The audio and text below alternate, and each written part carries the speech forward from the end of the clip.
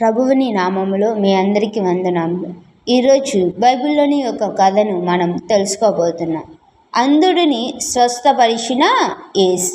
ఒకరోజు యేసు తన శిష్యులతో కలిసి నడుస్తున్నారు.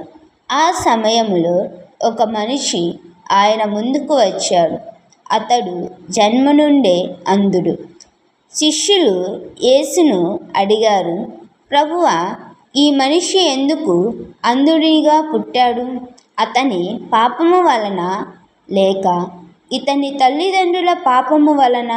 యేసు సమాధానమిచ్చాడు, ఇతడు పాపం వల్ల అంధుడిగా కాలేదు. దేవుని మహిమ ఈ మనిషిలో ప్రత్యక్షం కావటానికి ఇది జరిగింది.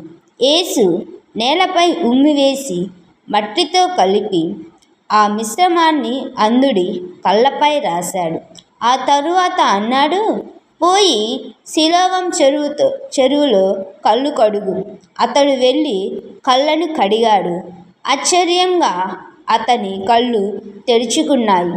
అతడు మొదటిసారి వెలుగును చూశాడు. జనం ఆశ్చర్యపడి చెప్పారు, ఇతను ముందు అంధుడిగా ఉండేవాడు కదా, ఇప్పుడు చూస్తున్నాడు. యేసు ఆ అద్భుతం ద్వారా మనకు చూపించాడు నీతి. యేసుతో విశ్వాసం కలిగిన వారికి అసాధ్యం అనేది ఏదీ లేదు. మీకు ఈ కథ నచ్చితే లైక్ చేయండి, షేర్ చేయండి. ఇంకా ఇలాంటి దేవుని వాక్యాల కోసం మా ఛానల్ను సబ్స్క్రైబ్ చేయండి. దేవుడు మీతో ఉండును గాక. ఆమేన్.